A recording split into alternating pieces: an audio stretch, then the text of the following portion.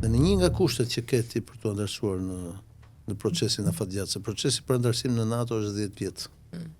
Pra është ristrukturimi i forcave të armatosura, është respektimi i standardeve të demokracisë, shteti ligjor, gjykata dhe gjithë ato gjëra të tjera. Një nga kushtet është 2% e GDP-s. Tani, në mënyrë të vullnetshme, këta që sot bërtasin kundër Trumpit dhe kundër SBA-s, për shumë vite, nuk e kanë paguar 2% e famshëm, dhe e kanë pasur mundësi. Po, e vërtet. Nuk e se nuk e kanë pasur mundësi. Tani që këta gjenden përballë situatës pa kthim në Ukrainë, pra që Rusia ka marrë 1/4 e territorit të Ukrainës, që disfatat luftarake të Ukrainës janë bërë të pamenaxhueshme, që tani jemi përballë një krize.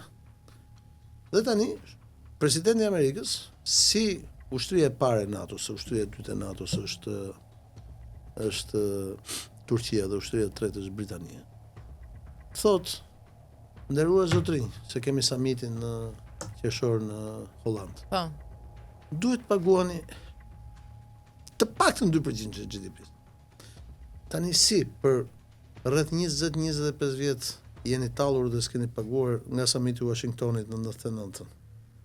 E deri tani i keni patur para dhe nuk e keni paguar. Dhe tani kur unë them, prit se unë nuk mund të vazhdoj kështu. Mund të vazhdoni të talleni me paratë mia dhe me ushtrinë time.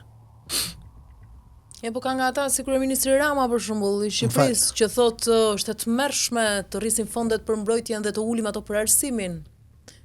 Po askush nuk na ka detyruar. Ashtu është vërtet, si çdo drama, por askush nuk na ka detyruar të ndërsohemi në NATO. Ndërsimi në NATO nuk na ka dhënë kush me zor.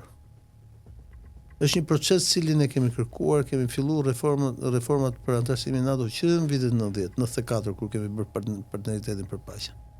Dhe tani NATO duhet zgjedh o është një organizatë politike ushtarake siç ka lindur në vitin 1949, ose është një OEQ. Se s'mund të jetë të dyja.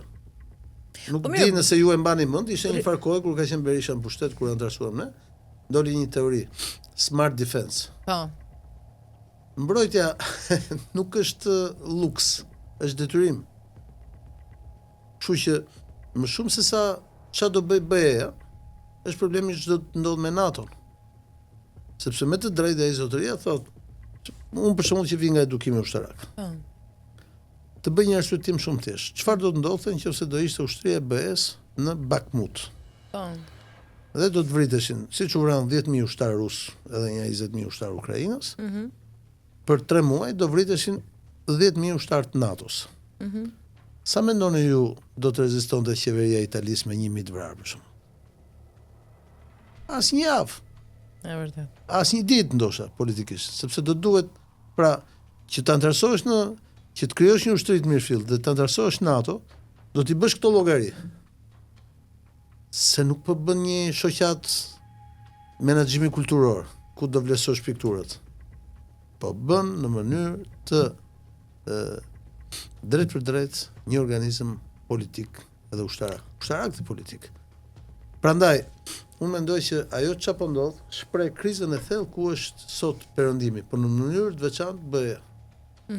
Në mënyrë të veçantë BE. Sepse në 5 shtyllat e sigurisë, BE-ja, pra që janë ato më të rëndësishme, BE-ja ka probleme me të pesta. Ka probleme me shtyllën e parë që është ekonomia. Ka probleme me shtyllën e dytë që është demografia.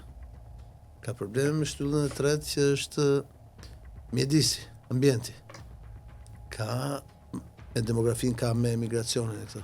Ka probleme me shtyllën e katër që është shëndetësia, ne pam ç'a ndodhi me fatkeqësisht me Covidin. Në Itali mbledhin pleqë shkret me thes nëpër spitalet, kujtohet çu. Jo sigurisht e një vend i G7-s, por sigurisht një vend nga Afrika. Dhe tani kemi edhe problemin e fundit që është lufta për 3 vitesh në kufijt e BE-s. Pra, i gjithë ky leadership i Bashkimit Evropian, ku secili mendon për vendin e vet, asnjë nuk ka as dëshirën dhe as mundësinë që të marrë vendime të mëdha. Se vendimet e mëdha duan liderë të mëdhenj. Kush nga këta është lider i madh? Më thuaj një emër. Asnjëri. Ne jemi në situatë që sharake. Rama bëri një marrëveshje me Meloni. Meloni është një kryeminist e fortë e zgjedhur në Itali pas shumë kohë që nuk ka një kryeminist të zgjedhur. Dhe gjykatat nuk e lënë ato që të zbatoj atë marrëveshjen pasi ka harxuar dhe parat, marrëveshjen e emigrantëve në Lezhë. Pra kjo është situata. Kriza, dhe sot kemi në Amerikë një lider i zgjedhur, i kthyer për herë të dytë në pushtet me zgjedhje të treta, i cili ndoshta ne s'na pëlqen, por është shumë i qartë në rrugën që do të marrë. Ai do të ndaj BRICS-in dhe një pjesë të BRICS-it ta kalojë në koalicion me veten, siç bëri Nixoni në vitet 60-70 kur atëherë u nda Pekini, pra Kina nga Bashkimi Sovjetik. Po mirë, ju si e shihni të ardhmen e afërt të NATO-s? Mund kemi një shpërbërje e gjithçka po ndodh, mund kemi një tërheqje nga SBA, nuk e di. Nuk se do ketë tërheqje nga SBA. Çështja është që SBA do merren me pjesën që i përket atyre. Pra, mjafton çosh globin, çosh hartën dhe të kuptosh që pjesa më pak e rëndësishme për SBA-t është Evropa. Sepse SBA-t kanë gjithë polin e veriut që kanë një interes të jashtëzakonshëm, ku 80% kontrollohet nga rusët. Në gjithë hemisferën veriore, Evropa është vetëm një pjesë e vogël e hemisferës veriore, dhe kanë pajësorin dhe Azinë. Në Azi praktikisht ndodhen 2 vende më të mëdha të botës, 3 vende më të mëdha të botës, për nga numri, për nga popullsia dhe për nga hapësira. Do të Rusia, Kina dhe India. Pra, 30 vite më parë, 35 vite më parë, Perëndimi eksportoi në Kinë të gjithë teknologjinë e vet dhe në Indi, sepse donte të mbante kostot e ulura. Ndodhi procesi i deindustrializimit të Europës. Dhe sot Kina është ekonomia e parë e botës, India është e dyta ose e treta. Dhe këtë unë që kam shëtitur shumë Afrikën, e ke prezent në Afrikë. Nuk ka perëndim më në Afrikë. Nuk ka më Europë në Afrikë. Edhe Amerika ka shumë pak në Afrikë. Afrika është kontinenti i zhvillimit të ardhshëm 100 vite të ardhshme. Kështu që në Amerikë, ata që drejtojnë sot Amerikën kanë kuptuar që nuk mund zgjasë shumë një Amerikë e bazuar vetëm në borxhe dhe në financë, po duhet ekonomi reale. Dhe ekonomia reale nuk mund bëhet pa ajo që është gjë kryesore që kanë rusët, burimet në toksore, lëndët e para. Rusët kanë lëndët e para, rusët kanë Arktikun, rusët kanë drithërat, rusët kanë gazin, kanë mineralet e rralla, kanë naftën, kanë gjithë llojet e minerale, sepse është një hapësirë pafund. Dhe nëse Rusia, Kina, Pakistani, India, pra do jenë gjithë bashkë, se me largimin e Amerikës nga Afganistani, edhe territori i Afganistanit është gjithë një hapësirë. Bashkë me Iranin, atëherë qendra e botës, ne bëhemi periferi e botës, është atje qendra e botës. Pse? Sepse atje ka zhvillim, sepse atje kosto e punës është shumë e ulët, sepse atje ka dhe konsum, shumë njerëz, tregje.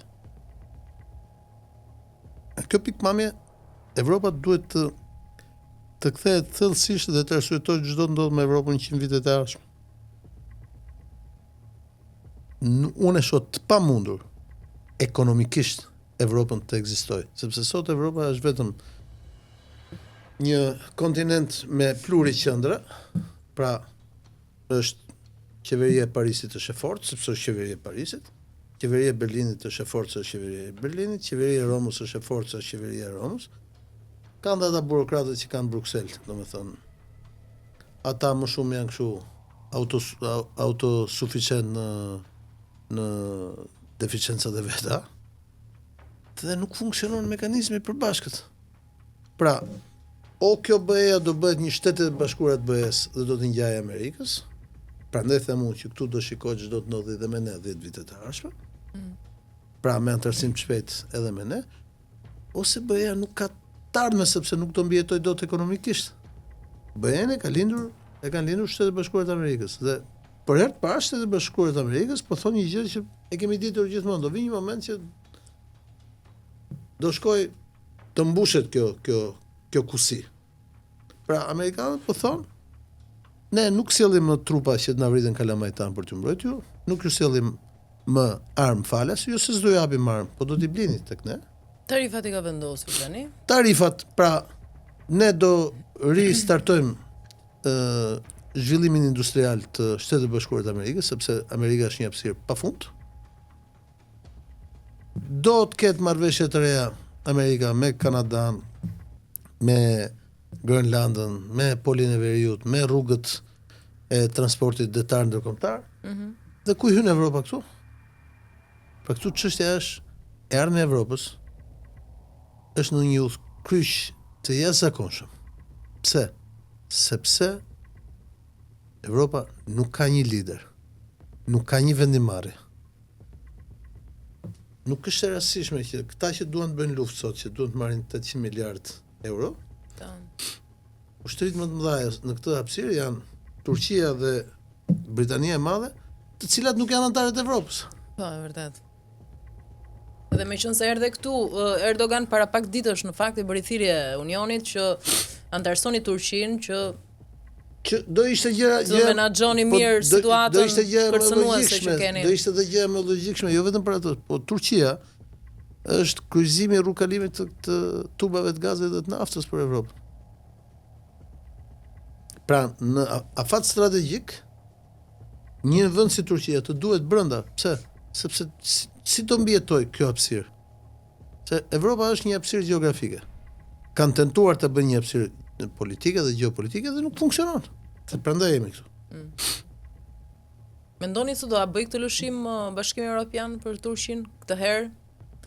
Pra ka ardhur deri aty ku s'mban mend situata. Ta thash edhe më përpara. O Bashkimi Evropian do bëj zgjerimin e përshpejtuar, përfshi këtu dhe Ukrainën, Turqinë, ne etj, ose Bashkimi Evropian nuk do ekzistojë.